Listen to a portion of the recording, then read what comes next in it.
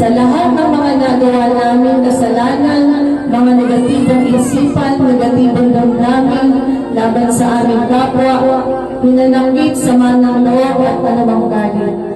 Linisip po at pakalinisin ang karunihan sa aming puso at paghindapatin mo po kami sa harap mo. Marami pong salamat at hinihiling namin ang pangunguna mo at paggabay mo, lalo na sa pamunuan ng Department of Education.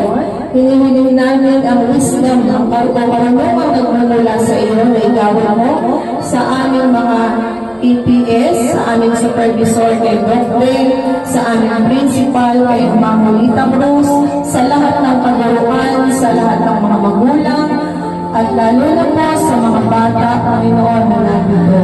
Dalangin namin, Panginoon, na hindi po lamang kalakasang pisikal ang igagawin mo sa amin. Una po ang kalakasang espiritual. Tulungan mo po kami, Panginoon, ang katagumpay po ng bawat ito ay sa iyo namin ibinabalik. Sa iyo po at salamat at papuring ay tanging sa pangalan mo lamang. Ito po ang aming samang dalangin sa makapangyarihang pangalan ng Panginoong Jesus. Amen. Sa ngalan ng Diyos Ama, Anak at ng Espiritu. Amen. Maraming salamat po, Ma'am Lenny at Ma'am Au. Matalinay na hinahon, may malasakit sa lahat. Ang kanyang mga hakbang ay laging makatarungan. Sa bawat klaseng proyekto, siya ang gumagabay, nagbibigay inspirasyon sa bawat guro at mag-aaral. Akin pong inaanyayahan upang magbigay ng pananalita ang ating minamahal na punong guro ng ating sintang paaralang Sagrada Familia, Ginang Julita C. Cruz. Palakpakan po natin po ang tubig.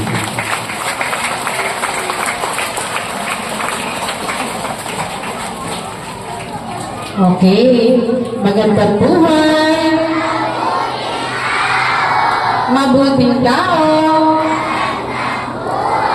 Okay, so isang mapagpala, malamig, at mamaya medyo mainit na umaga sa inyong lahat, higit sa lahat sa ating mga magulang na narito ngayon. Nauna na po ang aming pasasalamat sa inyo dahil kayo po ang aming kaisa dito sa paaralan upang maisakatuparan ang Field Demonstration 2025. Lalo na po sa aking mga kasamahang guro na talaga namang napakatyaga ang sakripisyo na ibinibigay sa ating mga anak. So, mararamdaman na po natin talagang puri ang ating mga guro. Okay, isang palakpak mga bata para sa ating mga guro. Ayan. Isang palakpak rin para sa ating mga magulang. Ayan.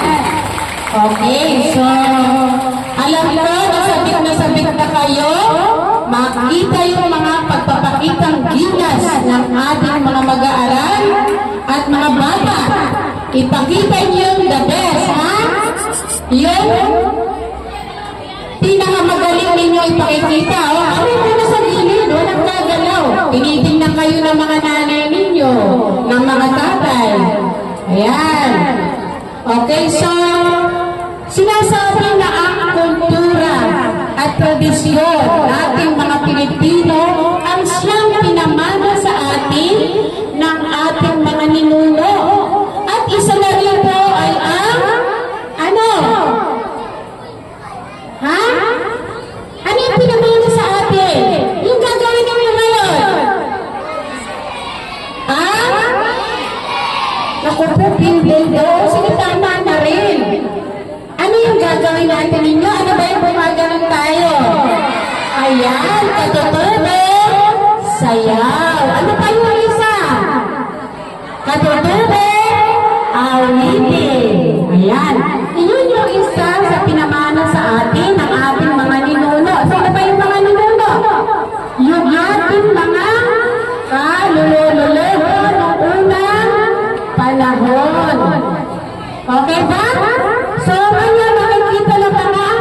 magulang, maalala nila na yung pala, nung sila maliliit, ganyan din yung kanilang ginagawa. Kasi alam ba ninyo, nakakalimutan na natin yung mga tradisyong yan. Ang alam lamang natin, pagkakate. Kabisado, kabisado. Pero ngayon, ano yung kabisado rin yung kanta o yung awit? Bayan, bas, ano pa? Ayun. So mamaya, makikita ninyo yan, ano?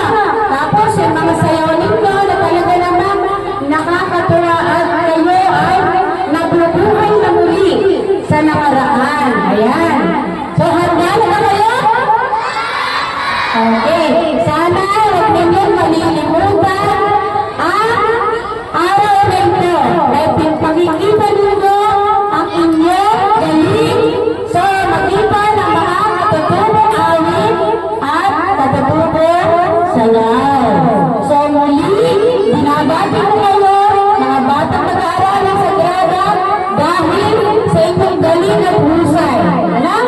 So, maraming salamat at God bless us all. Palakpakan niya po natin ang Ma'am Julie.